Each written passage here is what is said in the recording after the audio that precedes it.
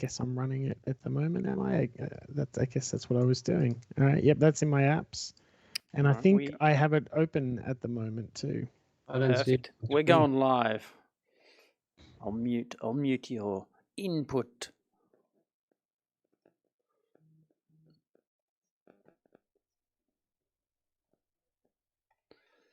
All right. We are ready to go, people.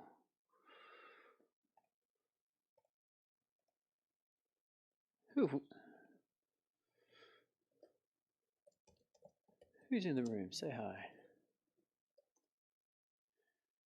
I've got Paul in the room. I'm in the room. The undead will destroy all is excellent and in the room. So there is one more chance inside this episode, the front end of this episode, to get another raffle ticket for the pillow. Cedric, I think you are one of, if not the leading submitter of per week. I think there's a couple weeks you didn't submit it.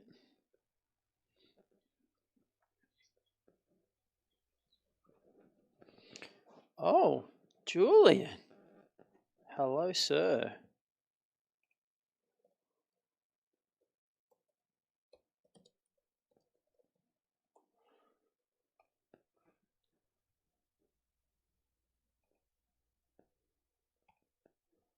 Unreal banana peel.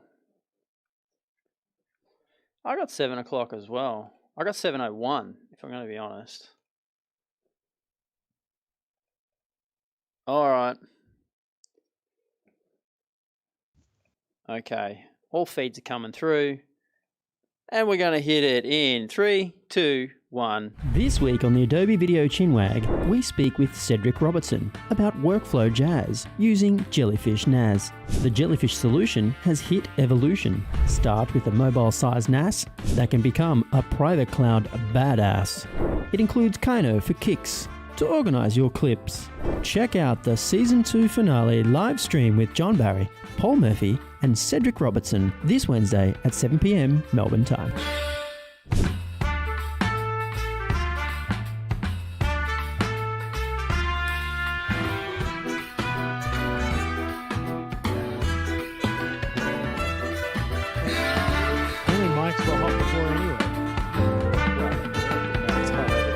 Signal.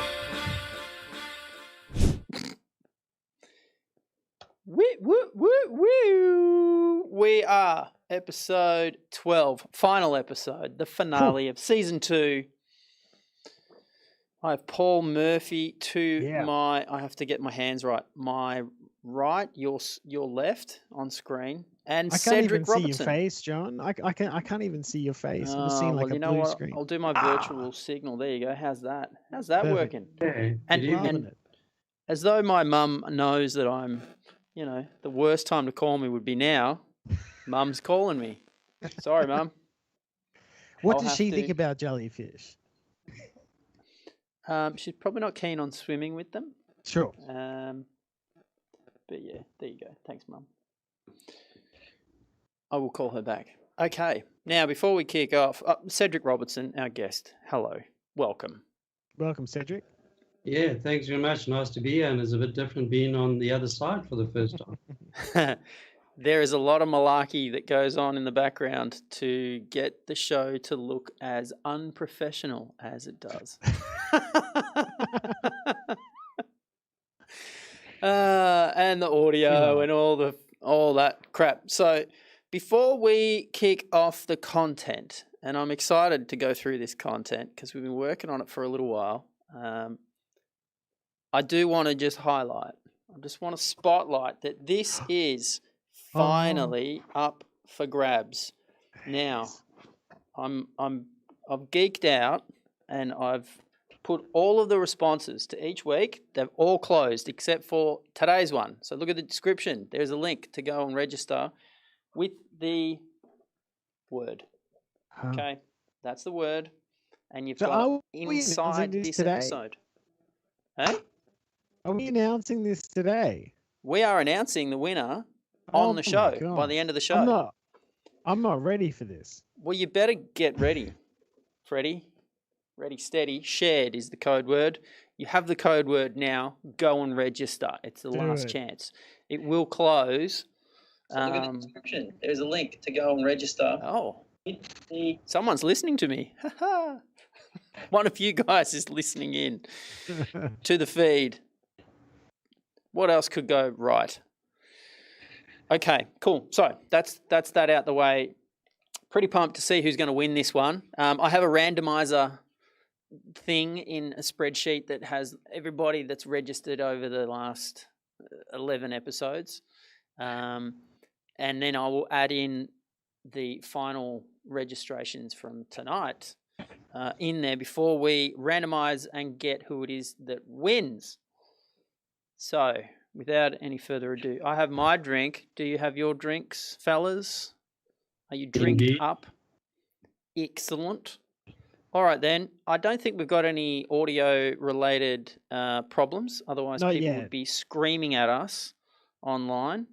But we seem to be tracking okay. So let's push on and talk about jellyfish. Jellyfish. So, Cedric, do you want to give us a bit of an overview? Have you prepared some content for us? I have. I got a slide here on my screen. Oh, wow. And we're seeing not just the slide, but we're seeing you inside the screen of the screen with KYNO. Okay. Let me go and fix it up. How about that? Nah, not doing you know what it is? You're actually looking at my screen. It's Paul Murphy's screen. Oh, it's Paul Murphy's screen. Like I said, people, it takes at least an hour to hook everything up as unprofessionally as it ends up being. But that's part of the joys of the show, right?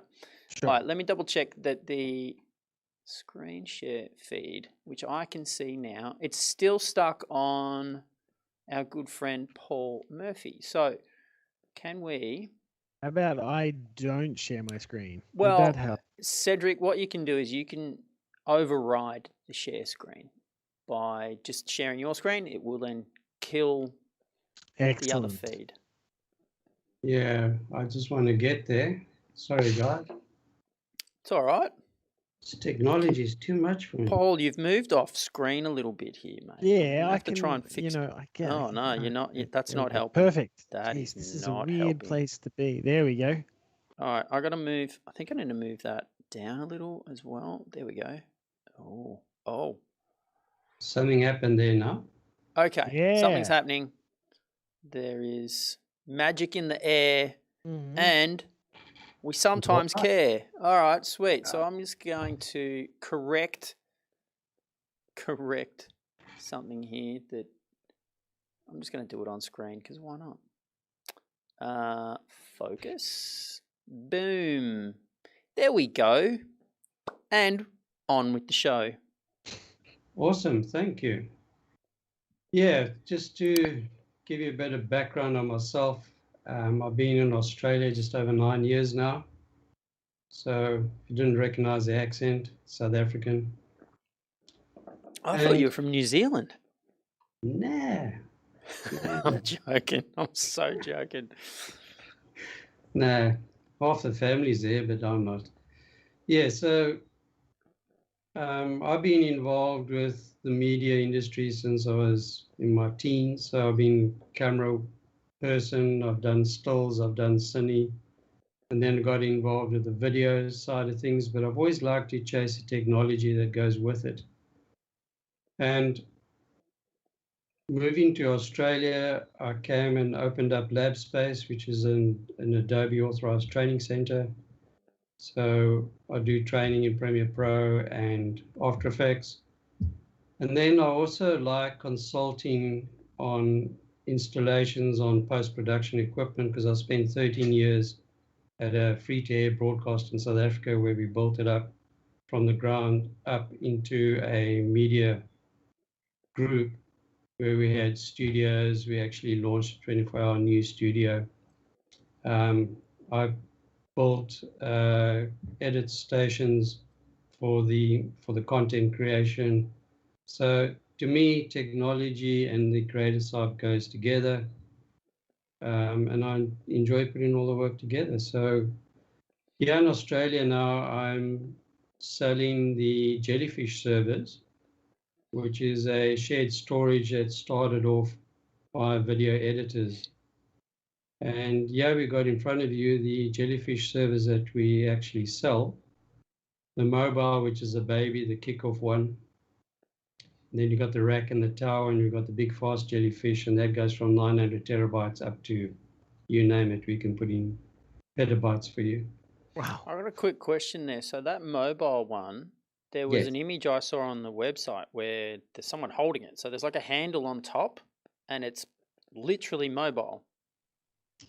It literally is. So that's a great little system that you can also take on set if you're doing DIT work or filming, put it on there. You can take it back to the studio and then just hook up your edit suite straight to it, because the beauty of the system is that you can take your computer with the Ethernet cable, hook it straight into it with no switches or anything, and edit directly off it. So that, yeah, and you can put it on, well, not quite on a plane in the rack, but what you often do is you can take out the hard drives, pack it separately, and put it on the plane, get on the other side, and put the hard drives back in again, and carry on with it. So cool. So it's like a big USB drive. Very big, fast Thunderbolt drive. So that's very cool.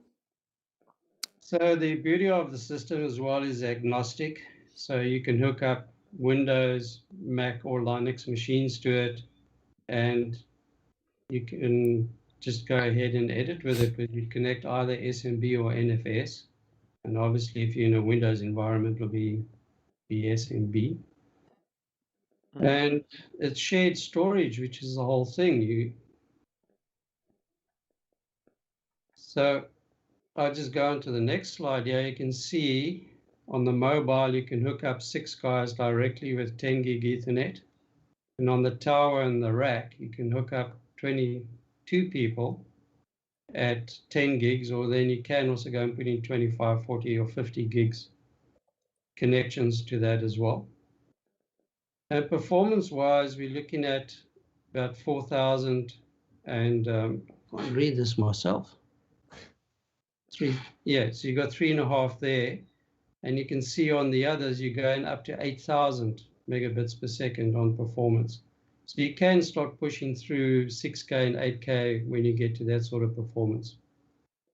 What sort of res are you editing the mobile with? Just HD, or do you reckon you could go up to like 4K with that? You can definitely go 4K onto that. Yeah. And you can get performance boost as well. And then you can do 6K and 8K as well. Yeah. And Cedric, I have absolutely no understanding of servers, shared servers, anything like that. Is there any kind of codec that is recommended for working off servers like this? Like, would you be suggesting ProRes, or would something lighter than that be better? Yeah, what I normally recommend is typically you've got your acquisition codecs and you've got your editing codecs. Which would be your DNX HD or your ProRes, or is preferred editing codecs. So it doesn't matter what you chuck on it. Yeah. So if you want to edit in MP4 H.264, go ahead and do it. The Jellyfish doesn't matter. It's going to send it back to you as you require it. So shared storage, the whole idea of that is that you're sitting in an office and there may be 6 people who are all editing at the same time. So we know in the old days we had many, many drives, and you'd have to try and list and find out what was on that drive, whatever. Now you put all your media into one central storage. You don't have to have copies of it in different versions. We can all, if you have 6 people connected to this mobile here, they can all be editing off the same footage at the same time. And how are they connected? They're connected through a straightforward Ethernet cable, Right. Cat6 or Cat7 now. And so, for example, your computer, for example, I've got a MacBook Pro here with Thunderbolt 3 ports. And I've now bought a breakout box that turns my Thunderbolt into 10 gig Ethernet. And you just plug that directly in. Right. And again, it's plug and play, although sometimes people say, yeah, it's plug and play, but sometimes you have to play around a bit to get it going. But effectively, you've got an app called Jellyfish Connect, and that would connect it up for you. And I can just show you here on my Finder.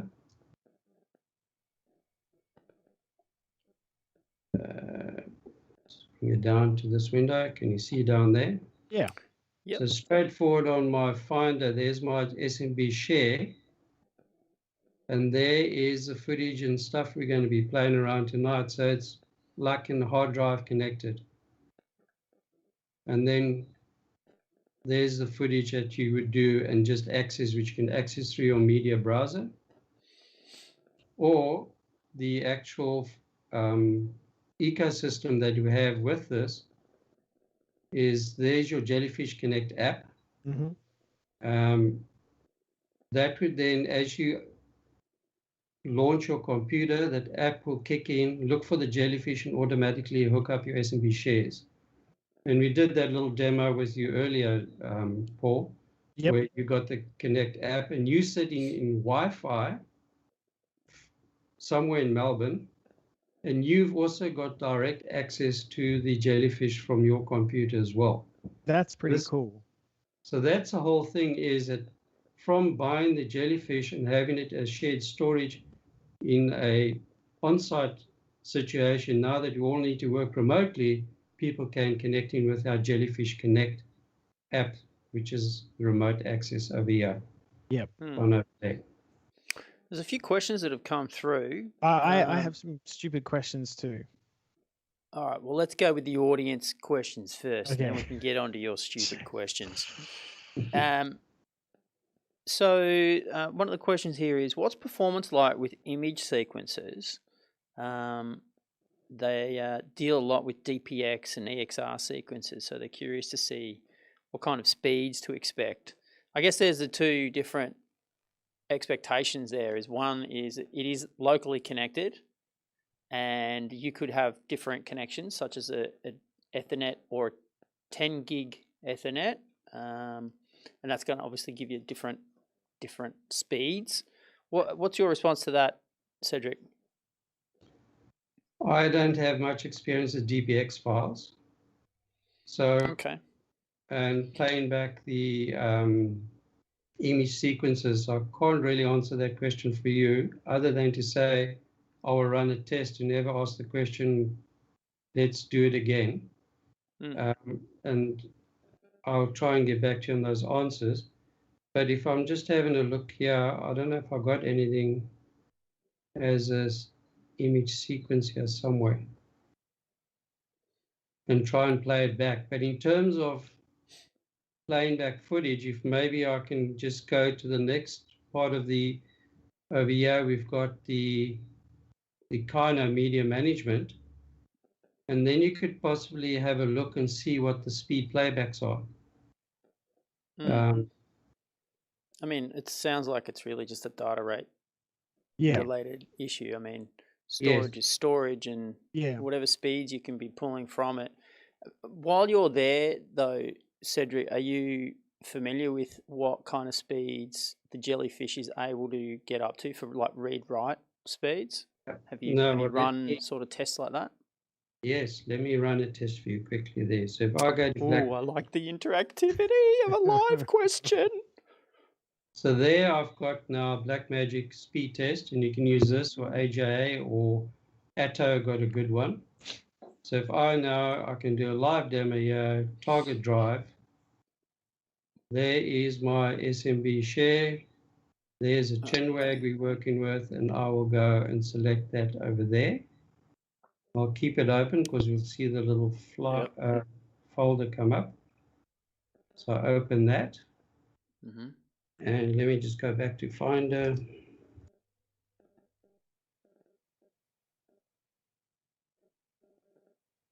And SMB share CHiNWAG. Keep that on the side there.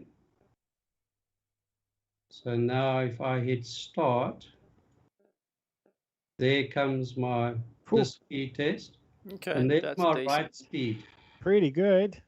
And that is going from my laptop Thunderbolt through to a 10 gig cable. Okay.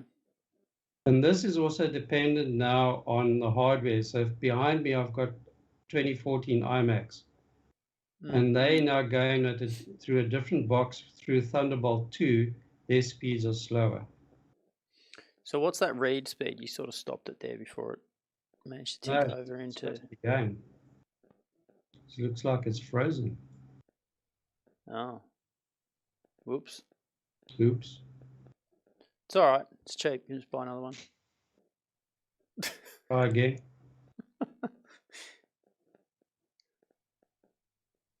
And now it's frozen on write speed.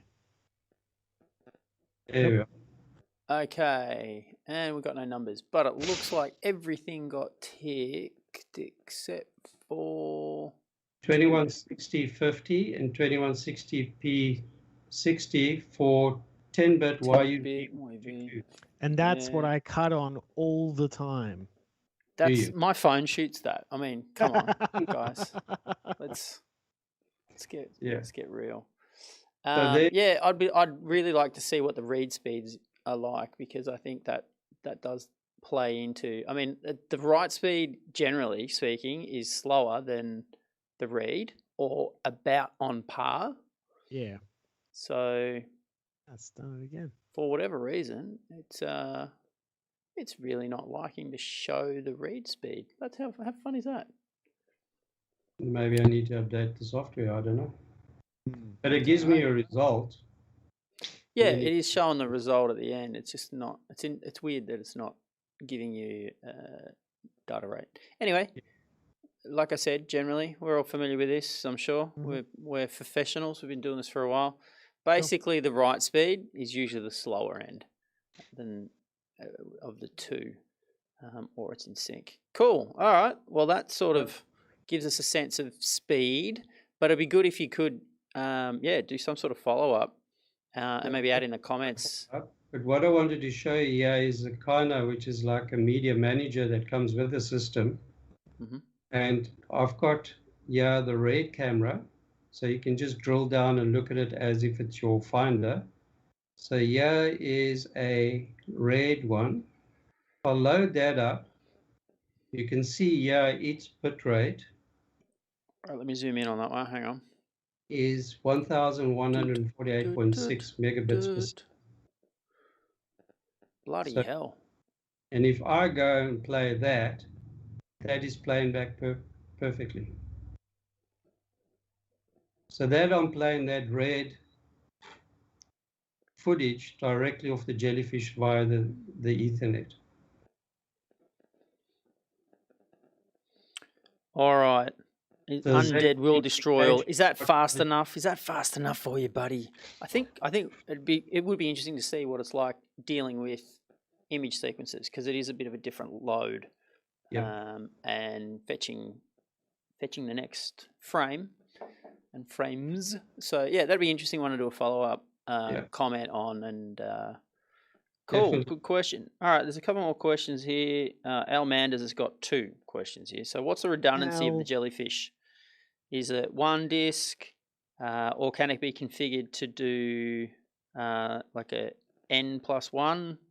Is it RAID 5, 6, some sort of proprietary hybrid? How does that fit into the way the Jellyfish doesn't let you completely fail if something goes wrong? Yeah, so obviously we put it onto UPS power supply, that's standard. Then the mobile, it's got 8 drives in it, and you can have 1 drive failure. And then it's hot swappable. You can take it out and put a new one. And that is RAID 5. You can request to make it rate to have 2 drive failures, and then obviously you get less available storage on that. And then your towers and your racks, you've got 4 drive failures. Sorry, two drive failures, 2 on each side. Mm-hmm. Let me say that again. You got 2 drive failures, 1 on each side. Yeah, and then again you can do that as a higher rate to have more. Yeah. Yep. And the other question that Al had is, well, he wasn't sure whether he missed this. Are they traditional 3.5-inch 10K RPM drives, or are they SSDs? Is there different ways to configure it like that? Yep, standard we put in NAS drives, and we recommend I certainly do, is the Seagate Ironwolf Pros. So they come with a 5-year warranty. Those drives have got vibration suppressions built in, and they're also filled with helium. So, yeah. Is that laughing gas? Helium? I've tried it. That's in case all of your drives fail. Bit of helium there, make you feel happy again. I was going to say, if something goes wrong, no worries, you're laughing. And then, sorry, in part of the SSDs and that, you can go and put that in, and then we just would build it specifically for that. So that'll be like a customer to order one. And then it all works through a cache as well. That's interesting to know that there's the option there as well. So the chassis is able to take 2 different drive sizes. Okay, cool. Well, that's all the questions there. Did you have, where are your dumb questions? Sorry, I'm calling back what you said, the way that you said it. What are your poll questions? They're my poll questions. Paul and Paul sound pretty similar. Poll questions. Cedric, this is going to sound like a plug, but I genuinely don't know the answer to this. And that is, I'm sure there are thousands of shared storage solutions out there. Why do editors and post houses need shared storage configured just for them? What's the difference between that and any other shared storage? I think it's the way the system puts the files through it. So when you hit play, you want to be able to see smooth playing. Also, that you can also find a system whether it's good or not is by scrubbing through your footage. And if it doesn't scrub through properly, then you know it's not handling it. So these are optimized to serve up images the way an editor would require them in an NLE. Correct. That is, the whole thing is optimized for that. So it's not just a bunch of disks sitting next to you, but it's disks that you can all work with at the same time and hit play, and it plays smoothly for you. That's the whole idea. Yeah. So 6 editors calling on the same frame at the same time, and it won't blow up.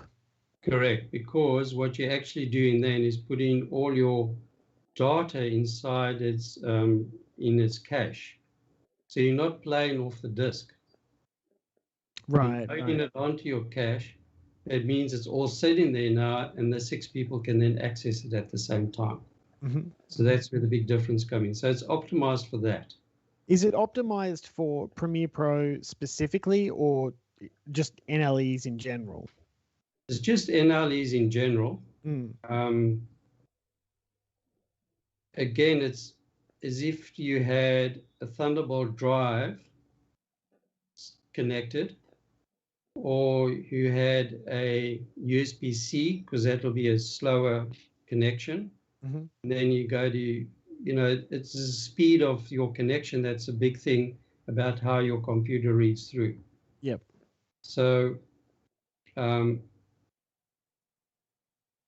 optimized for any particular system? No, it isn't. It's there for any system to use, and you don't have to buy. So in other words, this is not proprietary equipment or anything like that. It's hooked up to any NLE. But where I find is, because I also train on other software, I just find that the Premiere Pro and team projects and the whole ecosystem, it really gels well with the system. Are you using this to train? I am using this to train, yes. Mm. And also if I travel to go training in other centers, I can then, if I've got some material that I want to hook up with, whatever, I can always go into my Jellyfish, go and get it and download it, no problem. Yeah. Well, that I would say that would be a Yeah. great way to test this out, is that often you'd be hooking up multiple editors to the same drive and all working off that, right? Yeah, and I have in training courses already put my Jellyfish down there and all worked off the same material, so you didn't have to load up on the individual machines and all that. Right. Yeah, so yeah, it flies through with Premiere Pro. I mean, I think we're going to do a demo just now as well. So it really is, if you're just sitting connected to a hard drive working away. That was my dumb Cool. question, John. It's not that dumb, mate. Oh, I've got dumber to come. Good. All right, let's go back into the slide deck because we're not quite finished. Yes. there. Yeah, so there's the ecosystem. So the Jellyfish Connect, that will hook up your computer, whether it's Windows or on Mac. You got KYNO, the media manager. And if I go back to my KYNO, you can see here, I'm just looking at my drives. So going places is something that we've been playing around with. I click on it, and there are all my clips that are in there. And what I did is created a project, a team project, and there are my proxies sitting over there. Mm-hmm. So then we share that team project, and for example, John and you, Paul, will be able to get into the Jellyfish and look at this media as well as you play with it. Mm-hmm.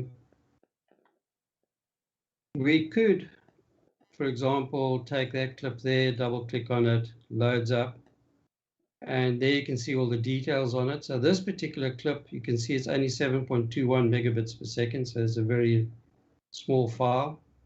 I can also go and add metadata. So all the metadata here, these fields, if I send this clip to Premiere Pro, it will take that metadata with it.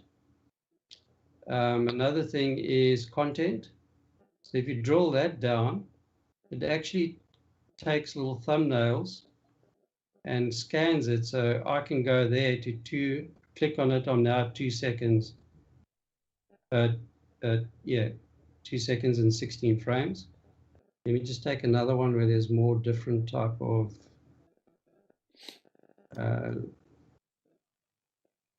let's look at this ninja one here. There's an interview. So this is all footage that comes off the Adobe little, you know, where you got the learn. This is part of the learning, the training content that comes embedded with Premiere Pro. Yeah. So there, and I can also go to the next one, load it up. So there's an interview. So you can go through and just click through and to see what he says. So And if you then- click on any of those panels, the timeline playhead jumps to that point. Yep, there we are. Yeah, right. Go to that one there. So these are a bunch of visual cues to kind of jump in and go, there's this point where that happens. You get to see it laid out that way, like a deck of cards, all sort of spread out. That's an interesting approach. It is. And if you've created in and outs, you can subclip it. Mm-hmm. So it's whether you do it here or in Premiere Pro. And my feeling is that I like the Premiere Pro ecosystem so well that I would go and do everything in there, get my stuff to it. And yeah, just another one, the tracks, it tells you how many tracks it is. So sometimes you've got what it's all about. But so, for example, if I want to take this clip here, I can go and convert it and create proxies. So they're the various ones. So HEVC, ProRes, I can go make DNX. Or if I go to this button here, I can go send to. So I've got these various Premiere Pros set up and all that. I can send it through to that. And it'll open it up and then start editing with it. And will that automatically detect the versions of Premiere Pro that I have installed, or? Yes. Right. Okay. Because that's now picked up what I have here. So I've got 2019, 2020, and 2021 over there. Yeah. You know, a weird thing popped into my mind then, which was write XMP ID to footage, that preference in Premiere Pro. How would that play? And the idea of being able to write markers to original footage, how would that be handled in something like this? Is it possible for 6 editors to be looking at the same footage and writing metadata to it at the same time through Premiere? Okay, so how it handles the metadata, it's in a hidden file that sits next to your original file. Mm-hmm. So that when you want to copy that media over, you take the folder, it takes the metadata with it. So it's written as a sidecar file, not embedded in the actual clip. Okay. Mm-hmm. So you're all writing to that hidden file, yes. Sure. Demo. Sorry, I kind of want to see it. You want to see it? Yeah. Well, this is one of those things where if you are working in a scenario where you don't really have central storage and you're remote, yeah, and then you want to be able to make these kinds of notes and comments inside of a clip, or you want to have someone who's maybe that's their role, and if they've got access to KYNO and then the Jellyfish Connect, could they be making those adjustments and then that show up in the edit? Because right now there's clips here, they're not in an edit. The clips are outside of Premiere Pro. I just kind of want to see what that looks like, because I think that would be a very interesting way of being able to get some work done efficiently. Okay, so what I normally try and do is I put in the word title when I'm typing the title. So when I import it, I can see that it's mapped correctly to where it should go. Description, I'll put here description CHiNWAG. All right, so if I was to then have that clip inside a project that I'm working on that's reading from the central storage through the remote connection, which is what I'm actually doing on another system on the side here. Mm-hmm. And then I was to run a filter search of CHiNWAG, it would show up these clips or this clip. And then if I was to do that filter search in the metadata panel inside of the, let's see. Oh, yeah. If I was to do that inside the metadata panel, while that clip's selected, it will show me that the different categories where you've added it. So it's in title, it's in description, it's in scene. Okay, so let me send this clip. Okay, I'm intrigued. All right, so you're sending it to, oh, this is interesting. What's this? What's going on here? So you've exported the clip to a place. Yeah, so I'm just keeping it all as okay, right. So that's actually write all metadata to XMP, which is the sidecar file that comes with the Adobe ecosystem. Mm. Yes. And is that the sidecar file format that you were referring to before? Yes. Okay. So if I hit OK, yeah, Premiere Pro should be launching. And there it is. There it is. Okay, cool. Now I want to see if I've actually got that clip in a team project that we've been collaborating on. So I'm going to look for Chin. Oh, I'm using the wrong keyboard. So while you're doing that, you can see now my Premiere Pro is opened.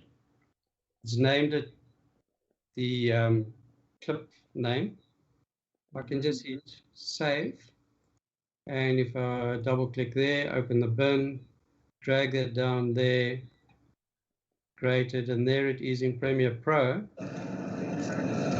And I'm playing it off the Jellyfish in Premiere Pro now.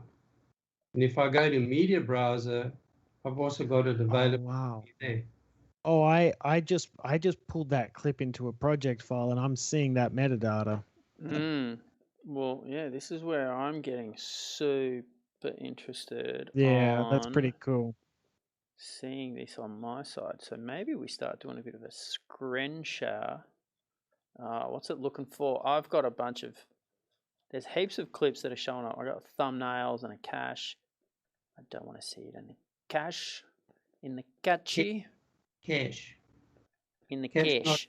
Cache, not credit. There you are. There's my scene CHiNWAG. There's my description CHiNWAG. Yeah. Okay, I'm making a mess of this. Thanks, Joe. No, I'm making a mess of it for myself. So I want to check. I got to change my edit search bin. All right. Who's got questions on this stuff? Who wants to see something? So I'm going to share my screen. Quick schmeout. Okay, so this is using a team project, and so I'm trying to do a limited search. So I want to look for title. No, it's not in here. No, I need to do it based on all metadata. And see, there's a bunch of clips in there. Remember, I've only just added this metadata to one clip. Yeah, which is funny because it's actually showing up on a lot of clips at the moment. What's the name of that clip? It's Exterior 1, Ninja Sonic Exterior 1. I can certainly see it in the metadata inside of Premiere. You know what? I have a feeling I don't actually have that in amongst this stuff. Exterior? No, I don't have it. I don't got it. So it's in Ninja Sonic is the folder, and then media files you want to pull in. All right, let me go through the media bruiser. So I've got my Z drive, CHiNWAG. Where is it? In the going places, or it's not going places? No, it's in the Ninja one. Ninja. Hiya. So if I go back to KYNO, you see there, that's the folder there, Ninja Sonic. Yeah. So I'm going through the media browser to do this, and it's a few clicks to kind of get to the right spot in order to find it. Because what I would do if I'm working on that Ninja edit in media browser, I would go and right-click on it and add it to favorites. Right. So I'm just wondering, with the KYNO interface and the way that works, is it easier to find clips through KYNO than it is to navigate to where they are inside of Premiere Pro? Oh, here we go, exterior. So I found that. Is it exterior 1 or exterior 2? One. Exterior 1. Okay, so I'll import that. Now that's getting imported into the team project. And if I check the, oh, there we go. I can see it. Description, CHiNWAG. Yeah, scene CHiNWAG. Right, okay, cool. Cool. If you, in Premiere, if you check right markers to XMP, does that take effect? Does that not take effect until you restart Premiere? Say that again, because I just noticed something. If you check right markers to XMP in the preferences, does that not take effect until after you've restarted Premiere? Or does it take effect from that point on? That's a good question. I think it will take effect to any new clips that you bring in. Yeah. A bit like after scale that to point. frame size. Yeah. Yep. After that point, I don't think it pushes it straight away. So yeah, I might be wrong. It'd be great if it did push it straight away. But I've just noticed here that, Paul, you've added a comment, a little marker in that clip. Yes. Which I've double clicked on, and it says Paul added this marker. That is So correct. that is pretty cool. Now, if you change the color of that, I wonder how long it takes. Well, I've actually just added another marker too, so there's a timer on that. But let me change the color of that marker. In the same clip? Yeah, in the same clip. But I'll change the color as well. Oh. I actually have edited this way with a producer in the past, where we were on shared storage, and he was writing notes on the footage for me this way. And in my experience, or at least on that server that we were working on, it felt like there was like a 1 to 2 minute delay of that metadata coming across to me. There could be a little bit of a lag here. And I must say, I have to use my phone at the moment to make sure I'm not killing all the bandwidth here for the show. But yes, it's trying to get there. Let's see. It's actually telling me I've not shared that this clip is in here. I wonder if that's got something to do with whether or not the clip is refreshing itself, because it's brought it in the way that it was brought in. So what I might do then is close. This will be interesting. I'll close the team project without sharing. Do not share. And then I'll open that again and see if it refreshes the read of that clip. That'll be the team project loading. Okay, where are you, buddy? No, it's still only got the one marker inside it, the one green one. Well, it was interesting that I shut down Premiere and then it showed up. Is it possible that by shutting it down, that will force it to write that metadata to that clip then? Yeah, it's interesting, isn't it? So technically, if it's a sidecar in file, Jellyfish world is what I'm talking. I'm not talking in Premiere world. Yeah. So I'm going to go back to reveal, not in team project, reveal. Where's the thing that says reveal in? I reckon you'd need to close it in your source too. I don't think it's going to automatically show up in the source, personally. Probably. It sort of needs to be refreshed. It still seems a little stuck. Okay, well maybe I will share it and see if that gets it going. The experimentation. How's that going for you, Cedric? Are you seeing the changes in that particular clip? I'm actually updating the fact that that clip is now inside of the team project that we started before. If anyone's interested in team projects, we did an episode on it a little while ago. We're not going to get in the nitty-gritty of how team projects works in this one. We're just going to use it as our center point for the storage being remotely accessed. So the Jellyfish being also your own storage makes it a private cloud? Yeah. Correct. That's kind of cool. Yeah, so cloud storage always has some server on the ground somewhere. So if you have the Jellyfish and you have it on site, that will then feed all the people locally because you've got your latency that comes in. And yeah, within the Australian environment, it's not too bad going from, say, Perth to Melbourne. But there's no issues having people accessing it from anywhere. And then it boils down to your own particular internet access. So if you have it on premise, my counterpart in Spain, they have a client and they're sitting with their Jellyfishes on their premise, and then they have internet connection of 600 up and 600 down. So they've got nice symmetrical internet. And then the editors who were editing on another NLE, they were running 4 editors at the same time remotely, and they were also using 600 up and 600 down. And it's not really designed for editing off there, but you can.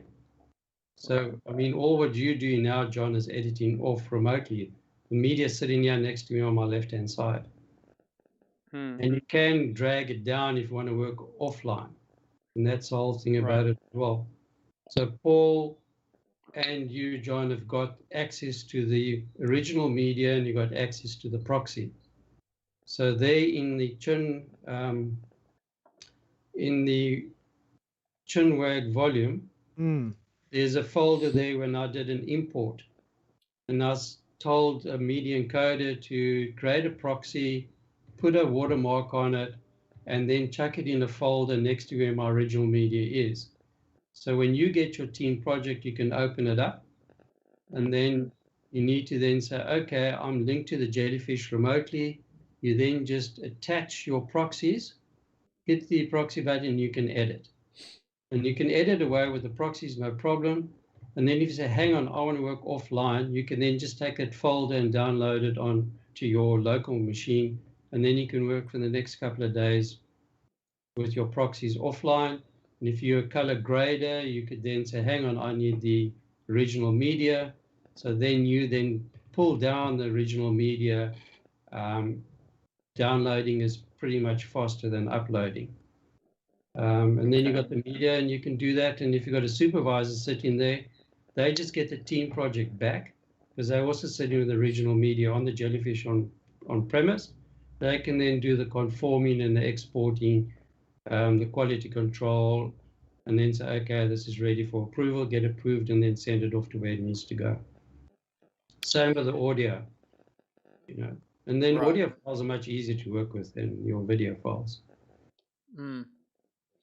So something that I've just added a big red marker in that clip, but just going off what you just said there about the sort of management of stuff, being able to move and copy things over. What Team Projects allows you to do, which is different to the way that a standard project would work, and that also would affect the way a production workflow would work as well, because it's based on a standard project file ecosystem, is that in Team Projects, you can go into Edit, and Team Project has its own set of options, one being this media management layer. And this is really clever in that it's currently looking at these different locations of the file, saying these are online and they are connected through the Jellyfish. But if I wanted to dive in and find the actual, not the cache, let's see here, I want to find a connection point to any of these clips, and I go, look, you know what, I want to move, I'll make a copy of these files so I'm not having to pull that from my internet connection and keep them local, which is what you're talking about there. I can say, do you know what, I want to make a copy of all these, and then I select copy to shared storage, and that means I can copy it to my own location. Doesn't have to go into shared storage. It works both ways. So if I have an online file that's local and not yet part of the Jellyfish, because I didn't import it and make it move that way, this is how I get to manage it and move it into that central location. So then everybody gets a copy of it. And the Team Project recognizes at a per machine level where the actual files that are being used on that machine, where they start, and they're all the media mapping locations. So you can also create new media maps, which is the beginning of a tree of where files live, in a subtree of where the files live for your system. So it's pretty clever. John, where did you put those markers on? Is it in that team project that we were working on? That's yeah. I actually just dragged that footage straight into just a new Premiere project and added markers. Okay, I'm gonna share this new red marker. Share. All right, so that didn't take too long to get up and out of there.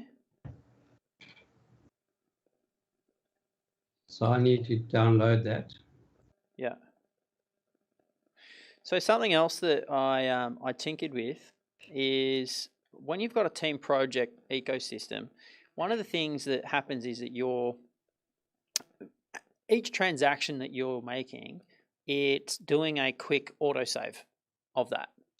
So you're not actually saving. There's no way to manually save. So if I go to File, Save, it's always gray because each time I make an adjustment or a change of any kind, it will make that into an autosave file. So where that lives, if I look at the media browser and I go into team project versions, I want to see this list by, where are we? The name of the thing is the thing with the CHiNWAG. Here we go. It's that one there. So if I go inside of that and I look at my versions, this is where you share. So I've done a few different shares. And on the side here, I can roll back and see what the state of that project was at that point in time. So there were 3 folders, blah, blah, blah. And I go all the way back to the very beginning. And I can see at the very beginning, there was nothing inside the team project. So the thing is, when you start making adjustments like that, without sharing, so these are just the lines drawn in the sand to say, I'm happy to share to everybody else what it is I've been doing. The autosaves option, that's going to have a lot more little ones. And that's with every interaction, every change that I make. Now, when you start using effects that have sliders, each time you adjust that slider, and usually when you're color grading, you're going to do this pretty often because you're trying different things. That's going to have a little checkpoint for every time you manipulated that slider. So what you can do is take a team project, and notice at the top it says team project before the name of the project. And from edit, go into team project and then convert that to a standard project where you can continue to do more refined, lots of little changes without taking the hit of always having to have it updated and backed up in the cloud and all this sort of stuff. So I've actually done that already.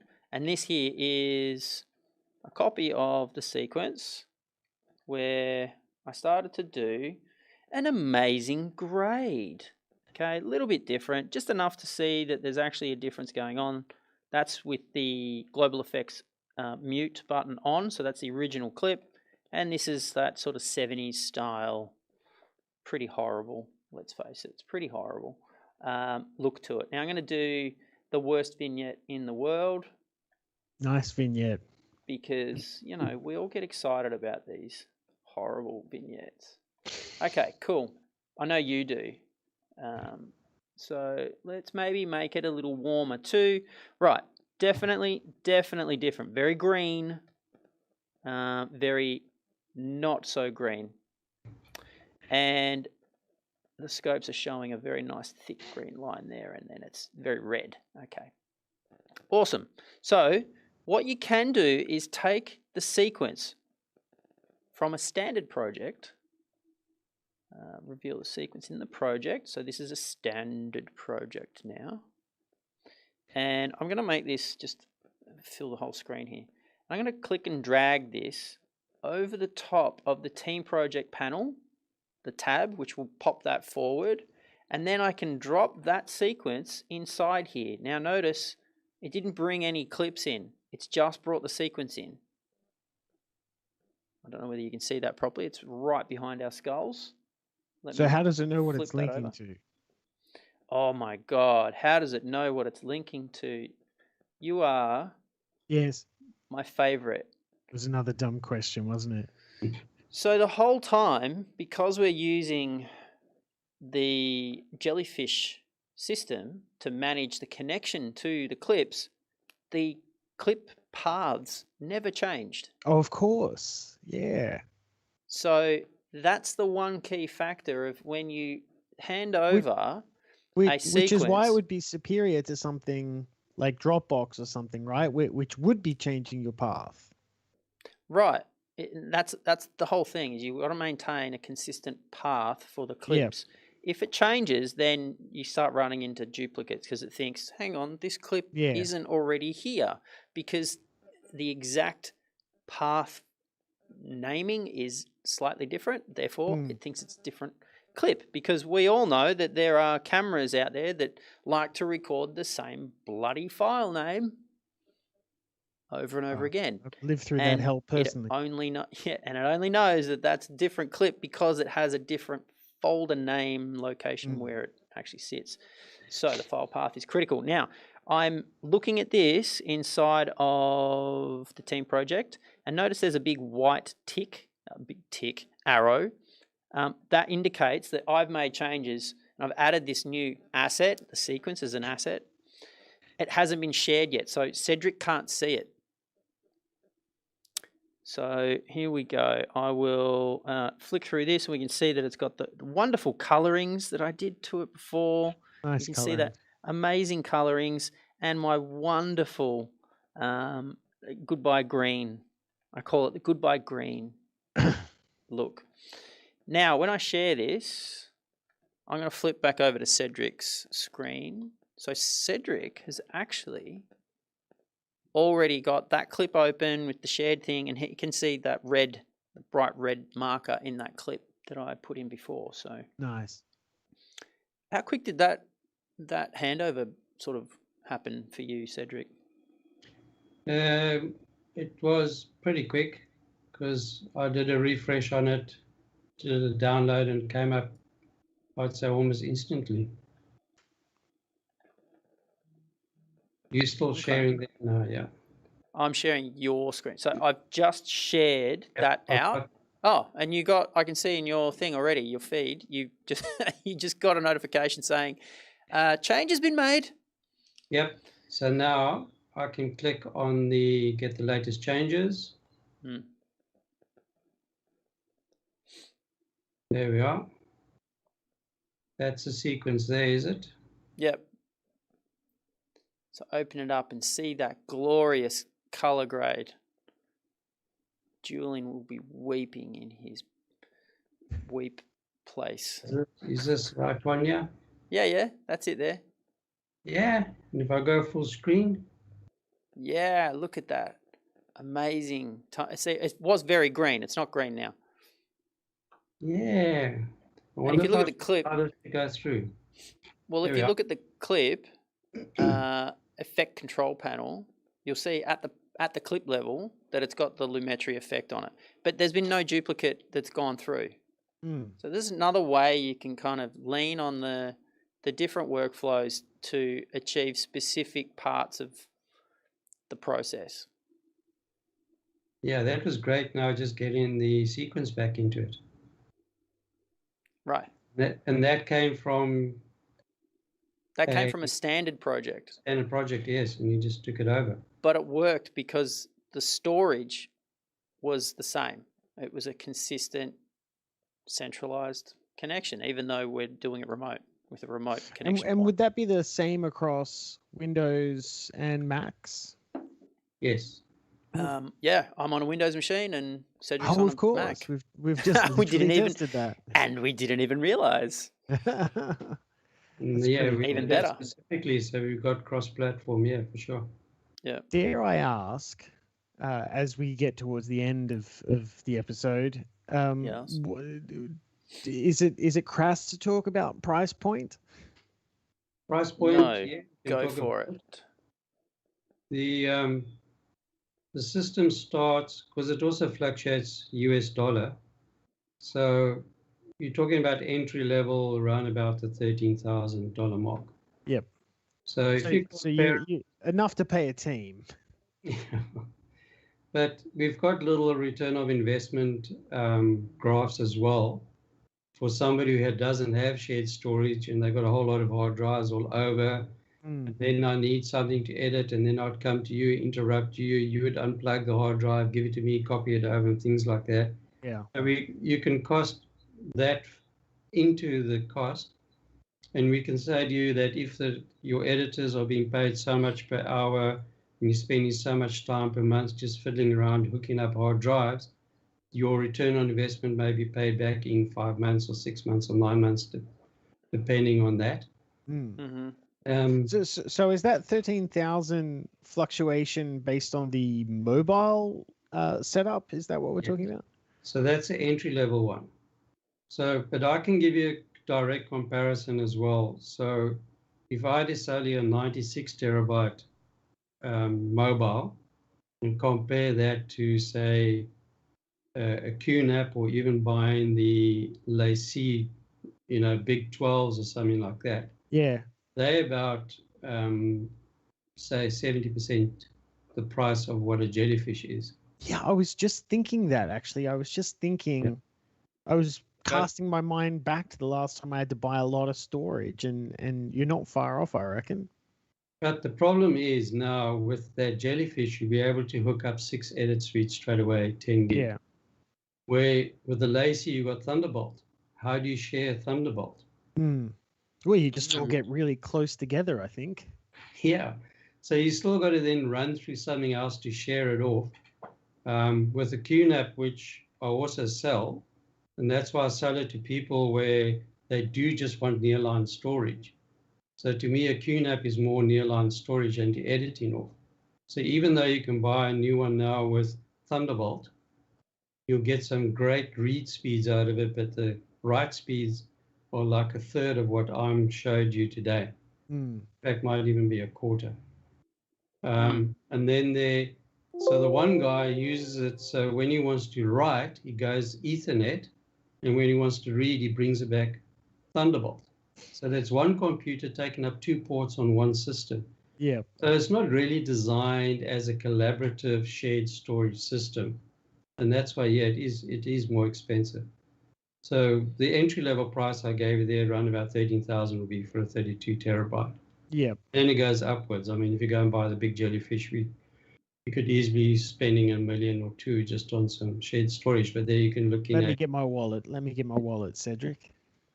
Yeah, but then I can drop off 6 petabytes there, and you've got the space behind you. We can put over there. I think you go on a list if you've got 16 petabytes, but that's just me. Yeah, but All right. looking at like your big, studios where they're filming every day, and you got your hectic files in the down, and you got like a really big high-end post-production house. The Jellyfish rack, that is really one of my favorite systems. It really works well. It sits in the server room there and it just runs. And you can hook up 22 guys to it straight off without any, no IT involved. Although it's sometimes quite difficult to get around IT. Are you going to draw something, John? I'm going to draw the winner. Let's see. How? I'm going to move that out of the way. Now, this is, I'm going to make this huge. Come on. Work with me, not against me. All right, let's see if I can move this into the middle here. Oh, see how when I moved it, it randomized. So just so we're all seeing here, there's this random between 1 and 40. Now I need to adjust that because we had one more entry today. So 41. 1 to 41. So notice every time I go in and I click out, it's changing the number, okay? Now, very quickly, zoop, and all the way back down. That's where everybody has put their things in, right? So they're all in a big list. So what would be the fairest way to do this, you think? We do it just now, we do it 3 times, and it's the one on the third go. Well, if it's not me the first time, then I think do it twice. Well, I don't know until we decide how many times we do it that we then stop. I think and just then do it the once. I go back and cross-reference what that number, who that number is. Do it the once. Do it the once. Do it the once? Make it Okay. a moment. Yeah. All right, here we go. So you've seen that I'm doing it. It's all legit. I'm not doing any trickery. Just literally hit bang. Okay, so whoever it is that's on 21, and I'm going to actually hide the screen because I don't want everybody's details up, right? So 21 is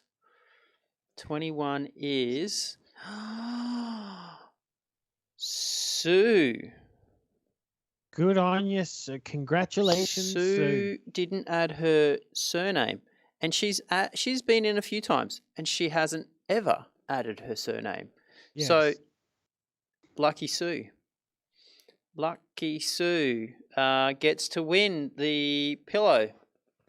This pillow. So And Sue, I'm assuming she has a way to be contacted and told. she that she's does. won. I will not share it on the interwebs, but I do have her Gmail. So I will reach out to Sue and congratulate her on participating and winning this awesome little pillow and figure out how to send it to her. So that wraps up tonight's show. Thank you, Cedric, for taking us through the jellyfish and letting us explore. Yeah. Thank you very much for the opportunity. And then I need to get back to the person who asked about the image sequences. So yes, that's you right. can look us up around that, and then I'm quite happy to go through it. DPX and EXR, they are Yes. quite heavy frames to work with, but incredibly high quality. Sweet. All right. Well, I'm going to finish my drink and probably get myself some dinner now that it's show's over. People have asked about season 3. We will ponder on the way that we do a season 3, but we will have a little break as well. Yeah. So thanks for joining us through season 2. Paul, thank you so much for being my co-host the entire season, except for that one episode where we got Jimmy back for one. But that's all right. It was an honor, except for that one time. We can blame COVID. I'm going to miss many Chin-Wag because Chin-Wag is the thing that reminds me it's the night I need to put my bins out. I'm serious. I'm doing something and I'm like, Chin-Wag, bins, got to put the bins out. Chin-Wag's over. I've got to take the bins out. Well, I'm glad that there's a incidental support structure there from being on the show. Good. Wonderful stuff. All right. Thanks, everyone, for jumping in on the live thing. Leave us comments in the commentary section of the replay of this wonderful file that is now going to go straight to the replay pile. I will bid you adieu. Good night. Thanks, everybody. Goodbye. Thanks very much. This week on the Adobe Video CHiNWAG, we speak with Cedric Robertson about workflow jazz using Jellyfish NAS. The Jellyfish solution has hit evolution. Start with a mobile-sized NAS that can become a private cloud badass. It includes KYNO for kicks to organize your clips. Check out the Season 2 finale live stream with John Barrie, Paul Murphy, and Cedric Robertson this Wednesday at 7 p.m. Melbourne time.